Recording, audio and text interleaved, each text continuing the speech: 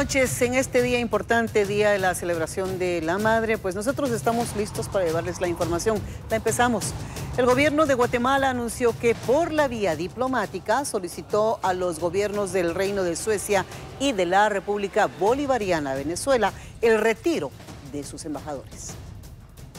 La canciller Sandra Jovel anunció en conferencia de prensa que espera que Suecia y Venezuela nombren a nuevos diplomáticos en lugar de Andrés Compás y Elena Alicia Salcedo. Se ha pedido el retiro de los embajadores de Suecia y de Venezuela, lo que eso no significa que se les está declarando non grato. En ningún momento se les ha declarado non grato.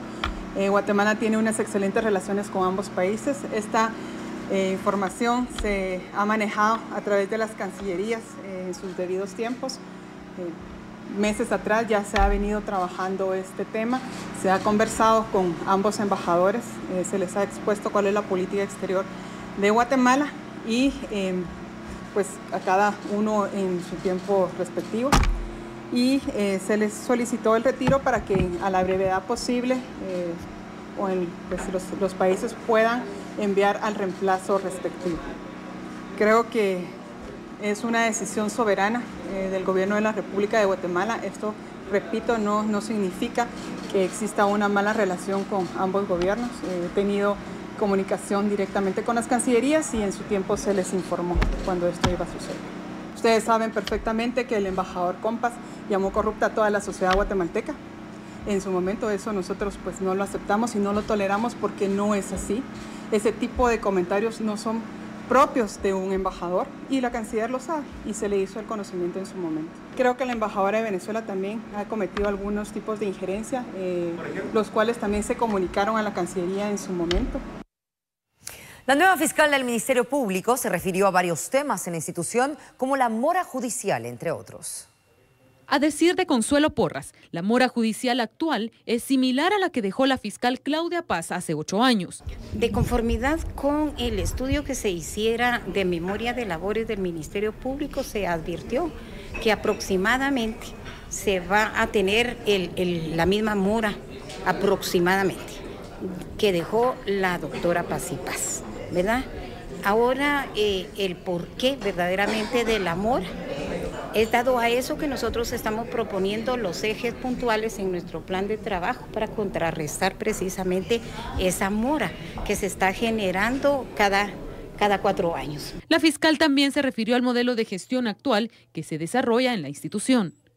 La falencia está en el modelo actual que tiene el Ministerio Público de Gestión, que el Ministerio Público está muy fraccionado todo el procedimiento investigativo.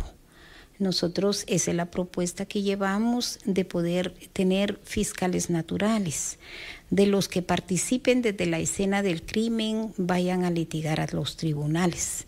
Y dentro de estos equipos que van a ir desde la escena del crimen, de una vez se incorporan los elementos de investigación, porque desde la escena del crimen ellos recabarán toda la información pertinente del hecho.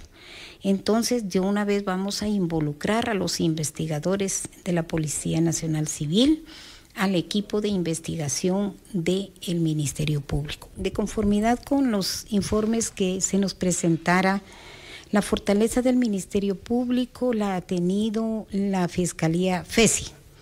Sin embargo, hemos advertido que las demás fiscalías pues no han dado los resultados deseados. Esos son entonces los retos que nos corresponden a nosotros, seguir fortaleciendo la FESI y igualmente fortalecer a las demás fiscalías que conforman el Ministerio Público. En relación al mandato de la CICIG, la funcionaria indicó que la decisión de la continuidad es solo del presidente. En principio, respetuosa de la ley, respeto que la competencia para este caso en particular es del señor presidente. En ese sentido, si se me pidiese alguna opinión en su oportunidad, pues se le proporcionará al señor presidente, ¿verdad? De lo contrario, es una decisión que única y exclusivamente a él le corresponde.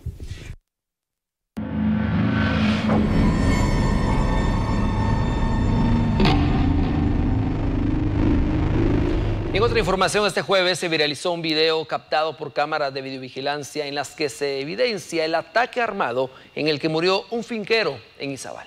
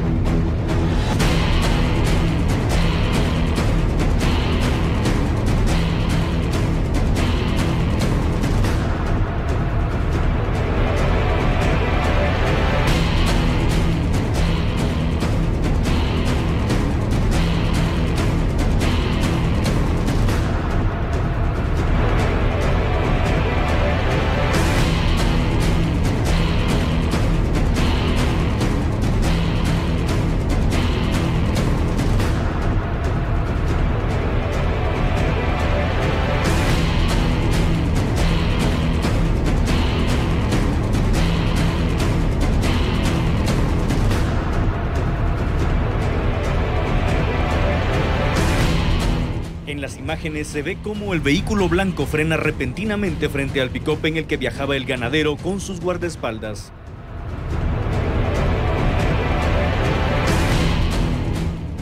Hombres armados descienden y disparan sin mediar palabra. Una persona queda tendida con varias heridas. Uno de los atacantes se acerca para dispararle y luego sube al vehículo y escapan.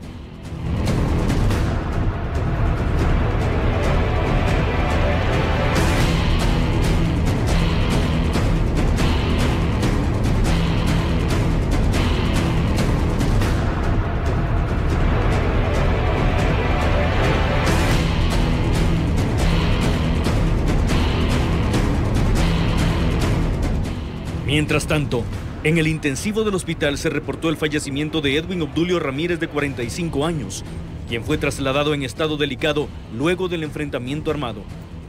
Ramírez es originario de Escuintla y se presume integraba el grupo que interceptó y disparó contra Edgar Fernando Ruiz, de 53 años.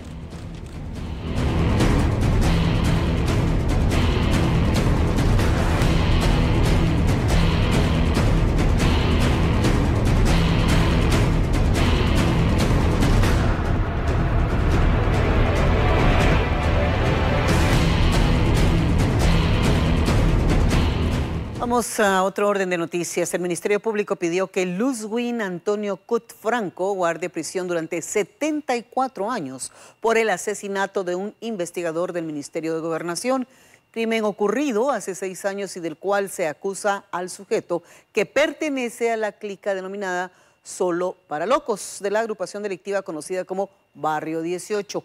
El juicio terminará este viernes 11 de mayo.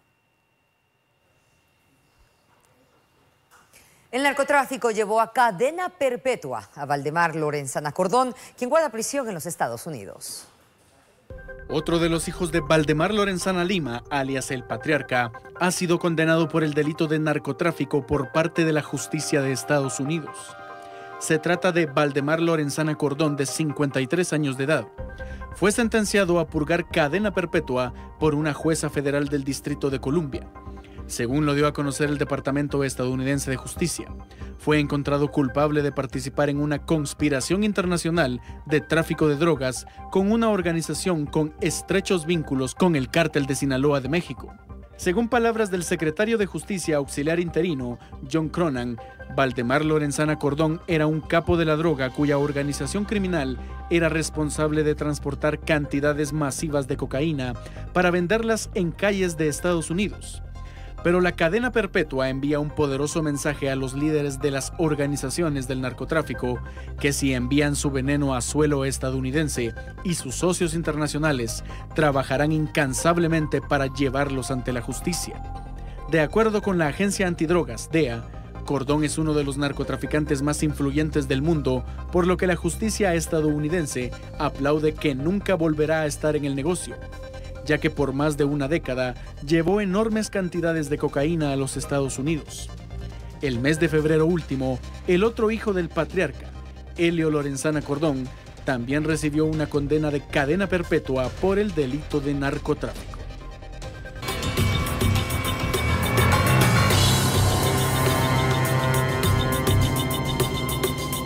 La violencia sigue imparable en el país. 2 hombres murieron y otro resultó herido de gravedad al ser atacados a tiros en la colonia de Limón, en la zona 18. 3 pilotos de mototaxi fueron atacados a balazos desde un vehículo, afirmaron personas que presenciaron el hecho violento en la salida de la colonia en Limón, zona 18. En el interior del mototaxi de placas M692 FNT quedó el cuerpo sin vida de un hombre de 24 años, mientras que otro falleció a su ingreso al hospital y uno más resultó gravemente herido. Le dan los primeros auxilios a una persona de sexo masculino de aproximadamente 21 años de edad. Esta persona pues es trasladada de emergencia hacia lo que es el Hospital General San Juan de Dios, donde pues a su ingreso pierde la vida. Lamentablemente en el lugar queda otra persona herida, gravemente herida, pero fallece en el lugar.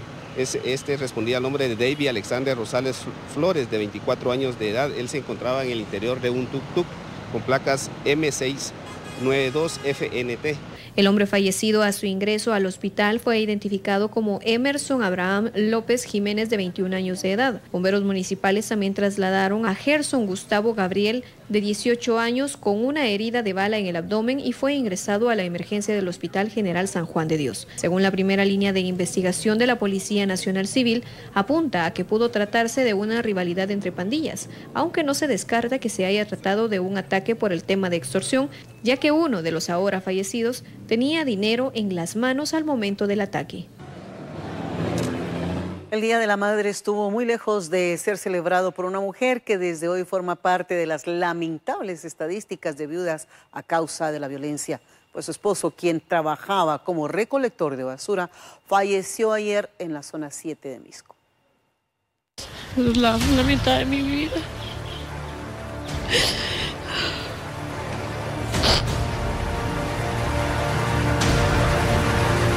Sin el amor de su vida y sin una pieza fundamental en su familia, pasó este Día de las Madres doña Mónica, quien perdió a su esposo mientras trabajaba como recolector de basura en Misco. Me decía, ay, regreso. Todos los días yo pidiéndole a Dios y que regresara. Y si no, no regreso. Pero ahí sí que le tocó a él. Y Dios se lo llevó.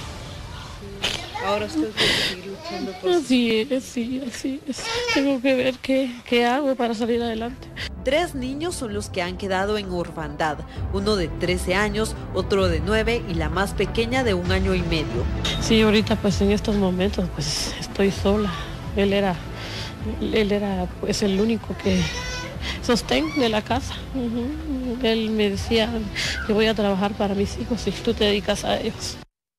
Vamos a hacer nuestra primera pausa comercial, pero más adelante vamos a comentar acerca de la gran preocupación que hay por la contaminación del lago de Amatitlán, luego que toda la misma ha empezado a salir a flote por estas primeras lluvias. Así que regresamos más adelante con esta información. Seguimos celebrando el Día de la Madre. Hoy miles de familias celebraron ese día importante y muchas de ellas, antes de festejar, se vieron obligadas a cumplir con el trabajo que a diario realizan con sus propias manos y que pese a su edad siguen llevando el alimento a su hogar. Vea la historia.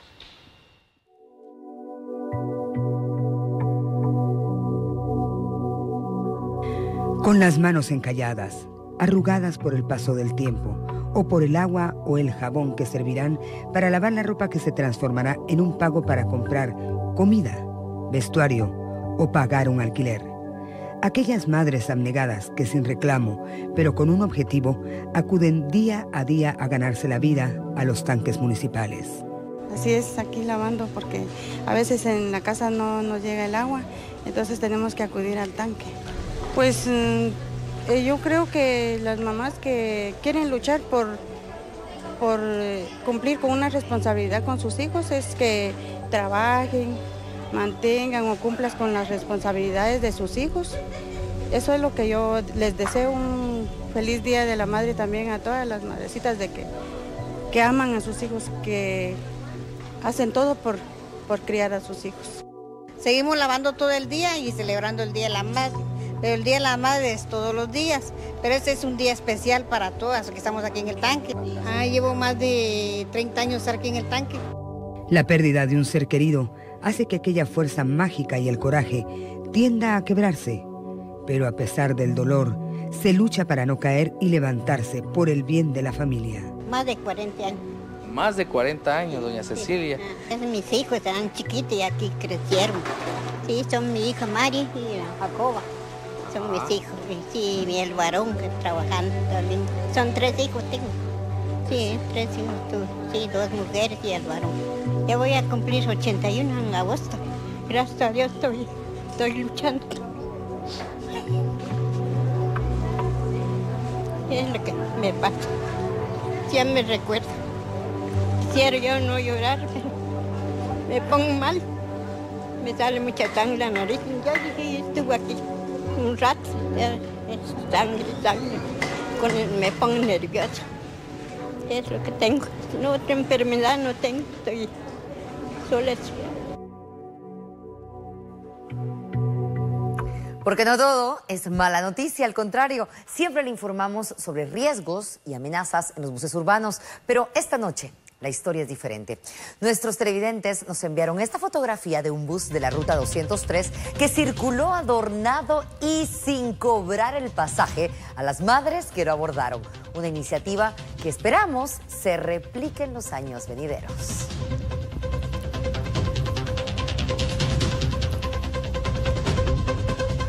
Y hablando de las madrecitas, también se las ingenia para cumplir con sus diversas funciones, aunque en este caso el riesgo estuvo de más en lo que a transporte se refiere.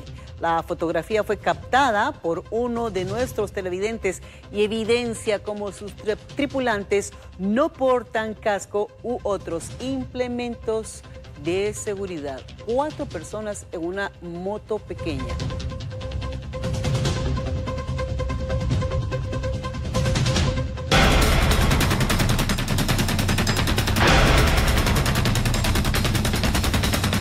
Sorprendentes son las imágenes que le presentamos a continuación, y es que corresponde a las toneladas de basura que fueron arrastradas por las aguas del río Villalobos hasta el lago de Amatitlán.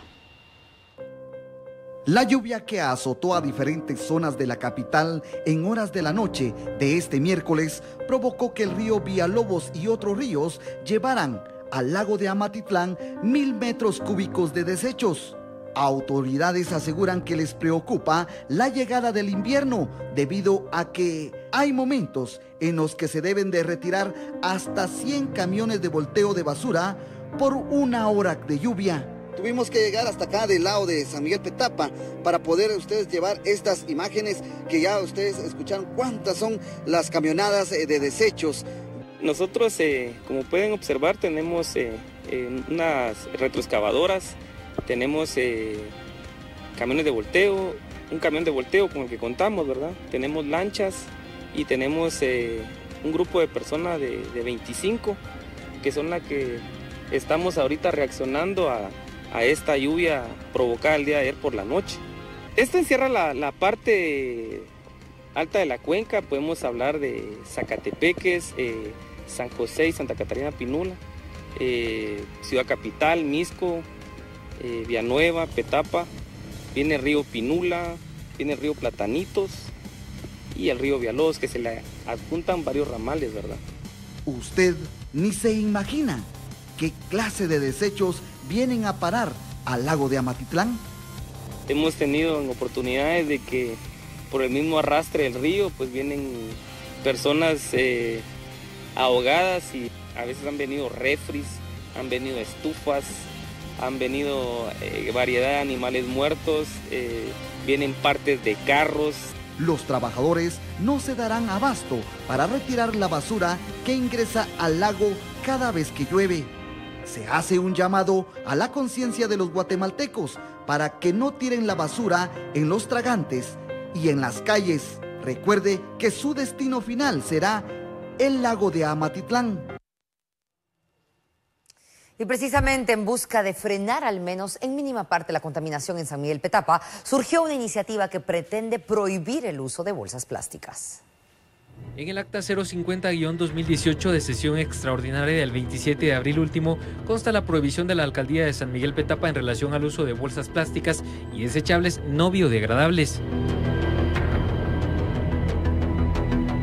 Tras conocer la medida que entrará en vigencia en el mes de noviembre, vecinos se pronunciaron a favor y en contra de la misma. Pues yo pienso que está muy bien, que es magnífico. Lo malo o lo difícil, pienso yo en todo caso, es que lo lleven a cabo, ¿verdad? Yo creo que está bien para que la gente se acostumbre a cargar sus cosas para poderlas transportar a su casa. Sin embargo, hay quienes se oponen a esta medida. En parte está bien, en parte no. Porque imagínense que si sacamos nuestra basura en un recipiente, la gente se lo roba. La verdad es que esas bolsas ayudan bastante porque se va más cómoda la basura, ¿verdad? Tanto para los que lo vienen a recoger como para que no se esté regada la basura, ¿verdad? Entonces, para mí que eso no es correcto. Los niveles de contaminación son alarmantes desde todo punto de vista, así que esta noche nos hemos comunicado vía telefónica con el director del Centro de Estudios Ambientales de la Universidad del Valle, el doctor Edwin Castellanos. Doctor, buenas noches. Para poder tener un poco más claro este panorama, ¿cuán grande es la contaminación producida a nivel nacional por las bolsas plásticas al medio ambiente? Y esta medida de la que están hablando ya en algunos municipios, en unos pues que ya está y en otros es un proyecto, ¿qué tan efectiva puede ser esa prohibición? Gracias por la oportunidad y qué bueno que están ustedes tocando este tema de muchísima importancia para el país. En general, el problema realmente tiene que ver con el mal manejo que hacemos de la basura, no solamente el plástico. Definitivamente el plástico es uno de los componentes más visibles, especialmente porque cuando entra en los ríos y en los lagos, al momento de flotar, pues es transportado más fácilmente. Y tenemos esa situación entonces de que los plásticos que se generan aquí en la capital van a parar tan lejos como islas en medio del Caribe. Así que definitivamente es un problema grave, pero principalmente surgido del mal manejo que hacemos de esos plásticos ya en desecho. Ya, esto tiene que ver con el control y también pues la cultura y la educación en el manejo de cualquier tipo de basura. Hablamos de los plásticos, pero también pasa con las latas, pasa con los vidrios, aunque el vidrio es relativamente un poco más controlable. ¿Es posible, doctor, que en el resto de los municipios donde está la cuenca, hablamos en este caso de Amatitlán, apoyen este tipo de iniciativas? Sí, yo creo que es un buen inicio. La verdad es de que cualquier decisión en la dirección de reducir el uso de plástico será favorable.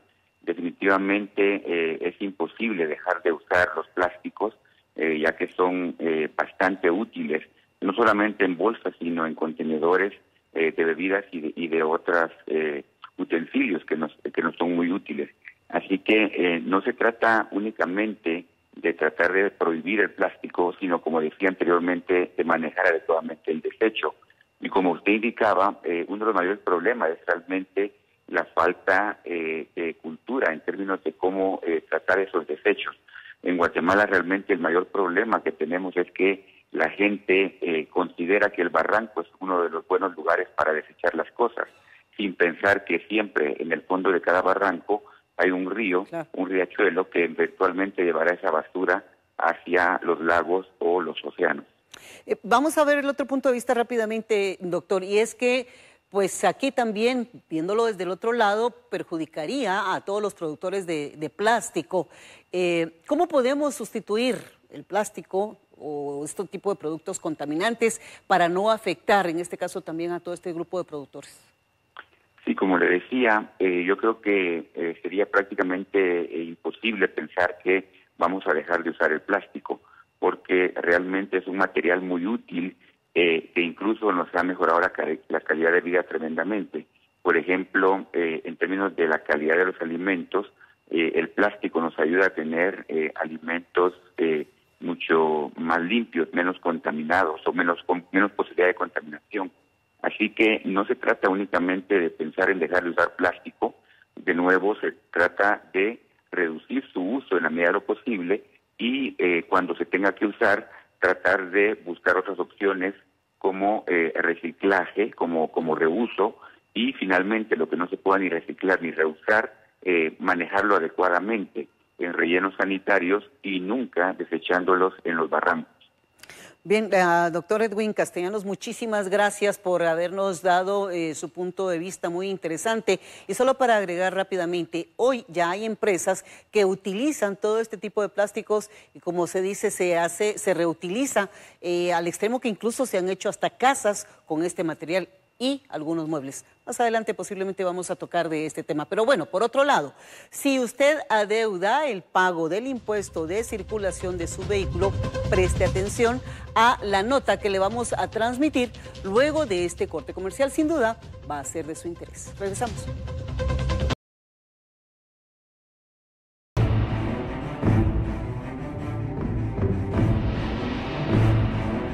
Si tiene vehículo, preste atención, porque los propietarios de automóviles que no pagan su impuesto de circulación estén atentos a esta nota, porque la SAT busca inactivar los vehículos que tengan atraso en este impuesto.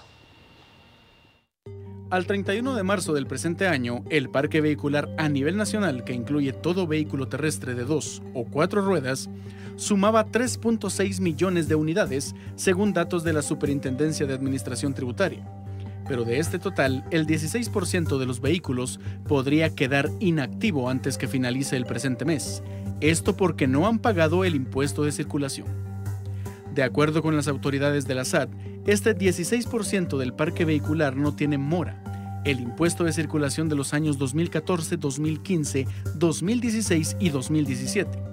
Por lo que si los propietarios de estos automóviles no pagan los periodos atrasados más multas antes del 26 de mayo próximo, se les inactivarán los automotores y también quedarán inhabilitados para realizar gestiones ante el Registro Fiscal de Vehículos. La SAT también ha dado a conocer que ya informó a todos los contribuyentes morosos sobre los requerimientos de pago y que quedarían excluidos para acceder a rebajas de multas por omisión del referido pago si no cumplen con la cancelación de la deuda antes del 26 de mayo. Nos surgen diversas dudas en torno a esta iniciativa y para ello nos comunicamos ahora con el Superintendente de Administración Tributaria, el licenciado Abel Cruz. Licenciado, buenas noches. ¿Nos podría decir cuántos automóviles son los que no han pagado el impuesto de circulación durante varios años ya? Buenas noches, María René. Sí, resulta que el año pasado, después del proceso de exoneración generalizada que hubo durante 4 meses, llegamos a determinar que hay cerca de 600,000 vehículos, los cuales tienen más de 4 años de no pagar el impuesto sobre circulación de vehículos. Entonces, del parque vehicular que tenemos estimado de aproximadamente 3.4 millones de vehículos, que incluye también motocicletas, es donde estamos llegando a determinar que prácticamente cerca de 600,000 vehículos ya cumplen con esta característica que marca la ley, en la cual si un vehículo tiene más de 3 años de no pagar el impuesto sobre circulación, puede ser inhabilitado por la administración tributaria. Por supuesto. ¿Y a qué monto, licenciado, asciende la deuda por este tributo? El monto no es un poco difícil de determinar, pero ese no es el problema para nosotros. El problema para nosotros es de que eso está sumando en el parque vehicular y a la hora de hacerse la proyección de metas de recaudación, consideramos que nos está inflando ese dato. Son prácticamente cifras que se están considerando irrecuperables, porque son posiblemente vehículos, muchos que ya no están circulando, que posiblemente fueron robados y llevados a otro país o que han sido desmantelados. Por eso es de que nosotros ahora estamos invitando a quienes realmente sí existe el vehículo y que lo están utilizando, a que se acerquen a la administración tributaria a pagar esos impuestos atrasados, porque caso contrario, a partir del 31 de julio, tendremos un proceso de inhabilitación y se informará tanto a la Policía Nacional como a las policías de tránsito, para que ya ellos tomen las consideraciones respectivas. Seguro muchos guatemaltecos quieren ponerse al día y para ello podría explicarnos cómo vamos a aplicar, cómo se aplicará esta medida para inhabilitar los automóviles de quienes no han cumplido. Ya sabemos que intervendrá también la PNC, pero ¿qué pasará después específicamente del 26 de mayo? No, ¿qué va a pasar después del 31 de julio? O sea, ahorita recuérdense que todavía estamos en pleno periodo para hacer efectivo el pago de impuestos del año 2018. Entonces, nosotros ahorita lo que queremos es dar la oportunidad que se pongan al día los contribuyentes, lo cual lo pueden hacer a través de la página electrónica de la SAT, y si de nuevo no hacen efectivo los pagos, entonces ahora tendremos un año más de este periodo de no pago, y entonces procederemos a la inhabilitación automática de estos vehículos. Bueno, licenciado, tenemos entonces hasta el 31 de julio para poder hacer estos pagos importantes. Recuerden que todos pueden ingresar a la página para saber el monto, para poder hacer efectivo este pago y así no tener ningún tipo de problema. Le agradecemos, por supuesto, al licenciado Abel Cruz, superintendente de Administración Tributaria. Vamos a la pausa, pero al volver estaremos hablando sobre todo el problema del magisterio en el Ministerio de Educación. Esto y más al volver de la pausa.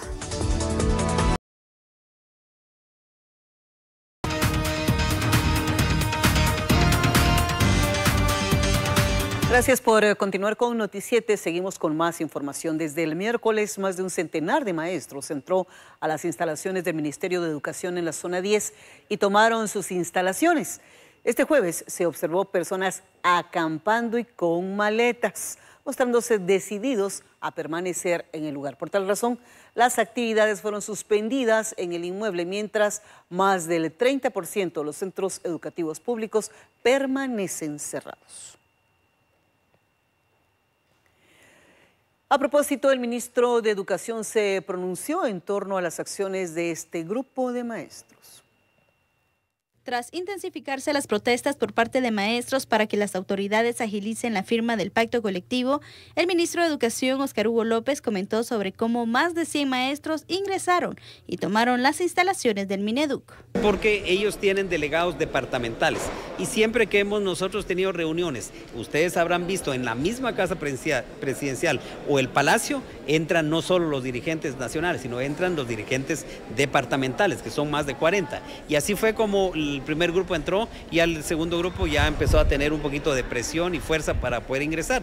Pero las cosas no se resuelven con violencia, entonces no podíamos nosotros asumir una actitud violenta ante esto. El ministro de Educación indicó que a pesar de estar fuera de las instalaciones del Mineduc, continuarán trabajando en otras sedes, puesto a que esa no es la única. Y teníamos dos opciones, teníamos la opción de sacarlos a la fuerza, de llamar a las fuerzas de seguridad y sacarlos a la fuerza, y la otra es entregar la instalación pacíficamente. Nosotros, quiero dejar muy claro, somos personas pacíficas que no usamos la violencia para la solución de los problemas y por lo tanto no entramos en una discordia en ese tema. Hicimos un acta, rechazamos la medida de haber tomado las instalaciones y también quedó bajo la responsabilidad de ellos los bienes, el edificio y los documentos. Luego del accionar de estos maestros, los trabajadores de ese edificio optaron por abandonar el lugar, quedando a total disposición de los manifestantes. Y si se pregunta cuál es el efecto, bueno, cerca de 1 millón de estudiantes siguen sin recibir clases debido a las acciones emprendidas por estos docentes manifestantes. Ya que se está vulnerando una de las garantías, ¿verdad?, de la educación para todos los niños, niñas y jóvenes guatemaltecos. Pues la pregunta es si van a después reponer clases en noviembre, ¿verdad? Si va a haber algún calendario de reposición de clases o si se va a, digamos, tener horas adicionales en la tarde. Yo creo que lo importante va a ser que haya un compromiso de trabajo, pero la solicitud es que haya una restitución inmediata de las clases y que no falten ni un día más. La pérdida que se tiene diariamente al estar pagando sueldos a personas que no están laborando es muy serio y eso puede ser una ilegalidad importante. A criterio de Empresarios por la Educación, la ocupación de las instalaciones centrales del Mineduc pone en riesgo el desarrollo de proyectos educativos. Sí, es un problema para la gestión del sistema educativo y sobre todo que provoque retrasos también en los programas y proyectos que se están desarrollando o llevando a cabo. Se afecta a más de 37.000 centros educativos en todo el país porque no pueden hacer gestiones, tienen que parar algunos de los programas de capacitación o de ejecución con niños que estén llevando a cabo, las decisiones se retrasan. Yo creo que esto a todas luces afecta negativamente nuestro sistema educativo y nos vamos a quedar más rezagados en relación a Centroamérica y a otros países de América Latina. El monitoreo de dicha organización revela que a la fecha se han perdido 21 días de clase. Esperan que se reponga en noviembre por parte de educadores. Joviel Acevedo podría enfrentarse a la justicia tras una nueva denuncia penal en su contra por las acciones emprendidas en los últimos días. Tras 3 días consecutivos de manifestaciones y bailes en la Plaza de la Constitución, agregada a la toma del edificio del Ministerio de Educación, representantes de la Cámara del Agro presentaron una denuncia penal en contra del líder sindical Joviel Acevedo, por presuntamente incurrir en varios delitos. Venimos a poner una denuncia penal en contra de Joviel Acevedo. Creemos que los acontecimientos que se dieron en el Parque Central, los acontecimientos el día de ayer en el secuestro del Ministerio de Educación, son el marco para que se hayan cometido por lo menos 3 delitos y de los cuales nosotros estamos pidiendo al Ministerio Público que se investigue. Aquí hay delitos de sedición, de manifestaciones ilícitas y otros más que le estamos pidiendo al Ministerio que investiguen el día de hoy. Creo que es justo y pedimos a la sociedad que siempre dentro del marco de la institucionalidad y del marco legal se pongan las denuncias porque los niños están urgidos de educación. Ya llevan varios días que no se dan clases, que los maestros se ponen a manifestar, a bailar y a tomar en el parque, se ponen a secuestrar edificios públicos y que aquí no haya ningún responsable ante la ley. Y por eso es que el día de hoy venimos a solicitar al Ministerio Público para que se investiguen estos delitos. Los empresarios esperan que por medio de las investigaciones del Ministerio Público se pueda establecer si la denuncia se extiende a otras personas del sindicato. Mucho se menciona el pacto colectivo cuyo cumplimiento exigen los maestros, pero ¿conoce usted qué implica este compromiso? Ahora se lo respondemos. ¿Qué es un pacto colectivo de condiciones de trabajo? Es el que se celebra entre uno o varios sindicatos de trabajadores y uno o varios patronos, o uno o varios sindicatos de patronos, para reglamentar las condiciones en que el trabajo deba prestarse. El Pacto Colectivo de Condiciones de Trabajo tiene carácter de ley profesional. En el caso del pacto colectivo entre el Ministerio de Educación y el Sindicato de Trabajadores de la Educación de Guatemala, se llegó a un acuerdo de renegociación en febrero pasado. Mencionaremos algunos de los consensos suscritos que incluyen los siguientes beneficios. Aumento salarial del 5% anual a partir del 2018 por 3 años. Aumento de 500 quetzales en el 2018 para maestros del programa PADEP, 600 quetzales para 2019 y 700 quetzales para 2020, y bono anual de 2.500 quetzales para todos los maestros del sector público. En abril se envió al Congreso de la República una iniciativa de ley para ampliar el presupuesto general de la Nación para cumplir con el pacto colectivo con el magisterio. El presupuesto es de 76.989.451.000 quetzales. El Ejecutivo propuso ampliarlo en 961.755.970 quetzales, lo cual sería financiado a través de ingresos tributarios, fondos que serían asignados al Ministerio de Educación y orientados al pago de salarios y sueldos del magisterio. Bueno, y por su parte el Congreso de la República está por conocer una propuesta para reformar el artículo 407 del Código Penal. ¿Quiere saber de qué se trata? Ahora se lo mostramos.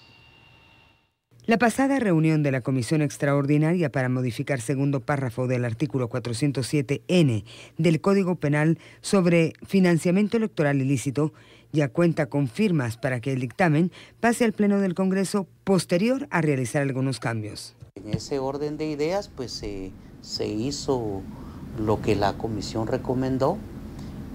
También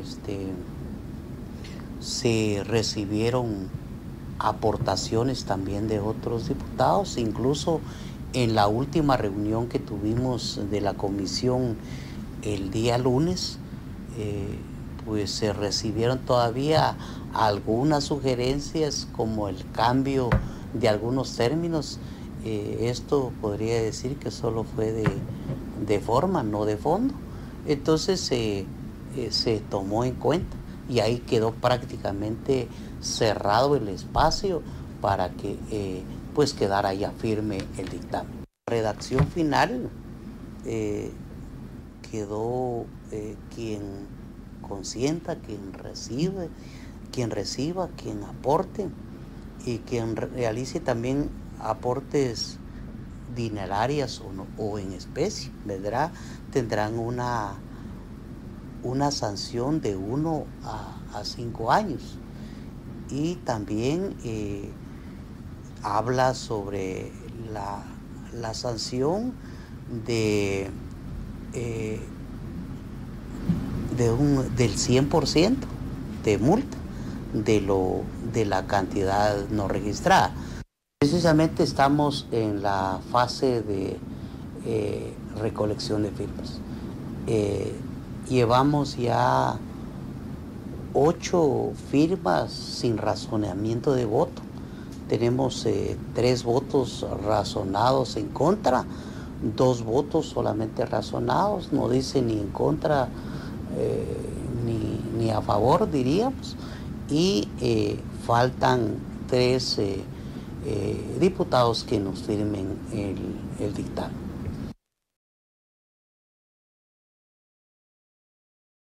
Gracias por haber estado con nosotros. Como siempre, es un honor poderle informar de todo lo que acontece en nuestro país, en el mundo y en los deportes. Mañana tenemos 3 emisiones para usted para que siempre esté muy bien informado. Desde ya, descansen, compañeros. Estamos terminando, gracias por habernos acompañado, pero antes de despedirnos, 2 saludos. El primero para todas las mamás de Guatemala y las que viven fuera de nuestras fronteras, en nombre de todo el equipo de Noti7, y a las mamás trabajadoras en Noti7 también va nuestro saludo. Un fuerte abrazo, mujeres patojas luchadoras. Con esto estamos terminando y, por cierto, gracias a Axel Cardona, nos acompañó esta noche, porque pues a Luis le dimos la noche libre. Tenía algo muy importante que hacer. Axel, ha sido un gusto. Igualmente, Maritza, feliz noche y siga con nosotros a través de Televisión. Buenas noches.